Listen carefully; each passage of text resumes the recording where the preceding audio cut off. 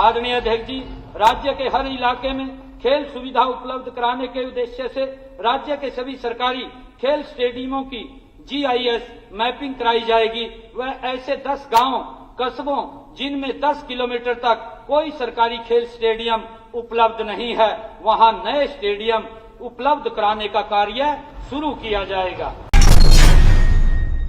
आदरणीय अध्यक्ष जी, हम हरियाणा को उच्चतर शिक्षा के लिए एक वैश्विक अध्ययन गंतव्य बनाना चाहते हैं। इस लक्ष्य को सामने रखते हुए मैंने वर्ष 2025-26 में राजकीय मॉडल संस्कृत विद्यालयों की तर्ज पर हर जिले में एक राजकीय महाविद्यालय को मॉडल संस्कृत महाविद्यालय के रूप में विकसित करने का प्रस्ताव किया है। इन आदर्श संस्कृत महाविद्यालयों में उत्कृष्ट शैक्षिक मानक, समर्पित शिक्षण सुविधाएं और विद्यार्थी कल्याण पर विशेष ध्यान दिया जाए। वित्त वर्ष 2025-26 में राज्य में हर 10 किलोमीटर के दायरे में एक नया मॉडल संस्कृत स्कूल खोला जाएगा। इससे डबवाली, नारनौल, नांगल चौधरी, सिवानी, हिसार, भट्टूकला, गुल्ला और पेवा जैसे कई ब्लॉकों के विद्यार्थियों को मॉडल संस्कृत स्कूल में शिक्षा ग्रहण करने का अवसर मिलेगा। आदरणीय अध्यक्ष जी, मैंने प्रत्येक जिला में एक राजकीय मॉडल संस्कृत विद्यालय को centre of excellence in supports के रूप में विकसित किए जाने का प्रस्ताव रखा है। ऐसे पुनर्गठन के लिए हरियाणा खेल विश्वविद्यालय राई, हरियाणा शिक्षा बोर्ड भिवानी व शिक्षा विभाग द्वारा सामूहिक प्रयास किए जाएंगे। इसी तरह मैंने प्रत्येक जिला में एक राजकीय मॉडल संस्कृत विद्यालय को centre of excellency in skills के रूप में विकसित किए जाने का प्रस्ताव भी रखा है। गत 8 मार्च को मैंने यह घोषणा की है कि ऐसी महिला किसान जो डेयरी स्थापित करने हेतु 1 लाख रुपए तक का ऋण लेती हैं, उनको ब्याज मुक्त ऋण दिया जाएगा। उनके ब्याज का पूरा भार सरकार वहन करेगी। महिलाओं के सशक्तिकरण की दिशा में कृषि, बागवानी, पशुपालन एवं मत्स्य पालन विभागों की विभिन्न योजनाओं को महिला उन्मुखी बनाया जाएगा एवं किसी भी योजना में भी महिलाओं द्वारा लिए गए पहले 1 लाख रुपए तक के ऋण पर कोई ब्याज नहीं लिया जाएगा। वर्ष 2024-25 के 25,000 एकड़ भूमि में प्राकृतिक खेती के लक्ष्य के मुकाबले मैंने इस वर्ष 1 लाख एकड़ भूमि का लक्ष्य निर्धारित किया है। साथ ही देसी गाय खरीदने के लिए दिए जाने वाले 25,000 के अनुदान को बढ़ाकर 30,000 रुपए किए जाने का मेरा प्रस्ताव है। धान की पराली का प्रबंधन करने वाले किसान को अभी 1,000 रुपए प्रति एकड़ अनुदान राशि मिलती है। इसे बढ़ाकर मैं 1,200 रुपए प्रति एकड़ करने का प्रस्ताव करता हूँ। प्रदेश में पर्याप्त मात्रा में यूरिया और DAP की उपलब्धता के बावजूद कभी कभी स्थानीय स्तर पर इनकी कमी देखने को मिल जाती है।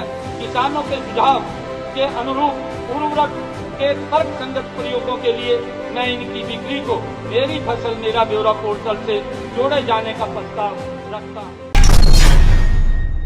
माननीय उपाध्यक्ष महोदय तब ये बात बोलते थे, क्योंकि बात का अगर कोई पैर पूर हो तब तो ठीक भी है। कहा बुजुर्ग ऐसे देखता है कि मेरी पेंशन कैसे आएगी कैसे नहीं आएगी। ये दादा नहीं बोल रही थी, यहीं बैठे बोल रही थी। परंतु ये सिस्टम अगर किसी ने किया है, ये हमारी सरकार ने किया है कि बुजुर्ग को घर बैठे ही उसके खाते में पैसे मिल रहे हैं।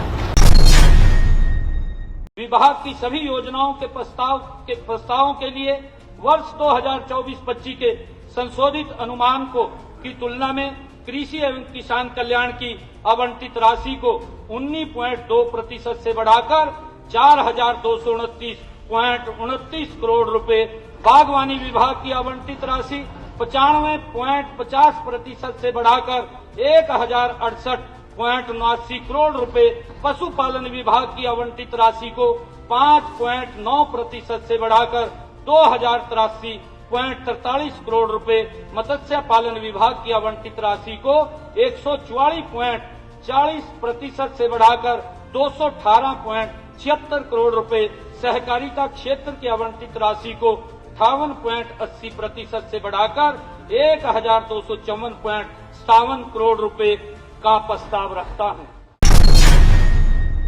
देसी गाय खरीदने के लिए दिए जाने वाले 25,000 के अनुदान को बढ़ाकर 30,000 रुपए किए जाने का मेरा प्रस्ताव है। आदरणीय अध्यक्ष जी, मेरा पानी मेरी विरासत योजना के तहत मैं धान की खेती छोड़ने वाले किसानों को मिल रही अनुदान राशि 7,000 रुपए प्रति एकड़ से बढ़ाकर 8,000 रुपए प्रति एकड़ करने का प्रस्ताव रखता हूं। साथ ही जो ग्राम पंचायतें अपनी काश्त लायक भूमि को धान उगाने के लिए पट्टे पर देने की बजाय खाली छोड़ेंगी, उन्हें भी अब यह प्रोत्साहन राशि उपलब्ध कराई जाएगी। सभी जानते हैं कि धान की सीधी बिजाई में 20% से 30% तक कम पानी लगता है।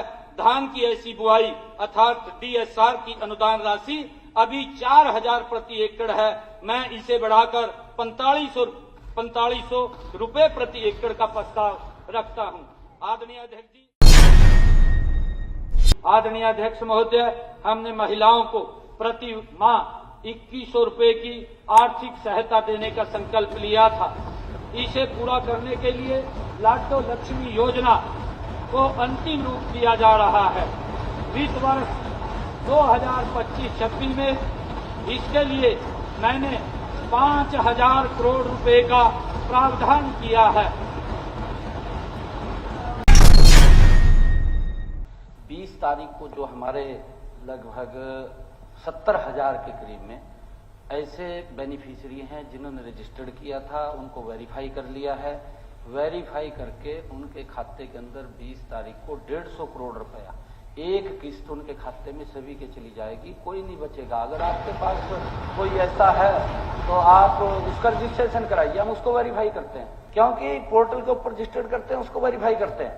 वेरीफाई करने के बाद प्रधानमंत्री आवास योजना के तहत मकान देने की गारंटी अगर किसी की है तो नरेंद्र मोदी की है।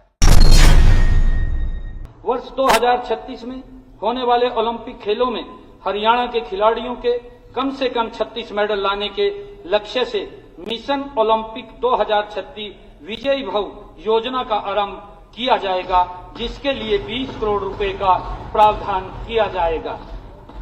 आदरणीय अध्यक्ष जी, खिलाड़ियों को किसी भी आपातकालीन स्थिति में आर्थिक कठिनाई का सामना न करना पड़े और वे बिना किसी अनिश्चितता के भय से मुक्त होकर पूर्णतः अपना ध्यान अपने खेल पर केंद्रित कर सकें। इस उद्देश्य से मैं वित्त वर्ष 2025-26 में खिलाड़ी बीमा योजना लाने का प्रस्ताव रखता हूं। इसके तहत राष्ट्रीय स्तर पर पदक विजेता व अंतर्राष्ट्रीय स्तर पर प्रतिस्पर्धाओं में भाग लेने वाले खिलाड़ियों को 20 लाख रुपए तक का मेडिकल कवरेज दिया जाएगा, जिसका प्रीमियम सरकार के द्वारा भरा जाएगा। मेरी सरकार ने यह निर्णय लिया था कि 1,000 से अधिक आबादी वाली सभी पंचायतों की कच्ची फिरनियों को पक्का करवाया जाएगा। हमने अब तक ऐसी 224 ग्राम पंचायतों की कच्ची फिरनियों को 69.11 करोड़ रुपए की लागत से पक्का करवाया है और आगामी वर्ष में इन गांवों की बची हुई सभी कच्ची फिरनियों को पक्का कराने का लक्ष्य निर्धारित किया गया है। आदरणीय अध्यक्ष जी, प्रत्येक गांव में एक महिला चौपाल बनाने के संकल्प की पूर्ति हेतु हमने प्रथम चरण में 754 गांवों को चिन्हित किया है। मैं यह भी प्रस्ताव रखता हूं कि प्रदेश की सभी पंचायतों में वर्षों से अधूरे पड़े हुए लगभग 600 से अधिक भवनों को लगभग 64 करोड़ रुपए की राशि से पूर्ण करवाया जाएगा, ताकि उन्हें उचित प्रयोगशाला में प्रयोग में लाया जा सके।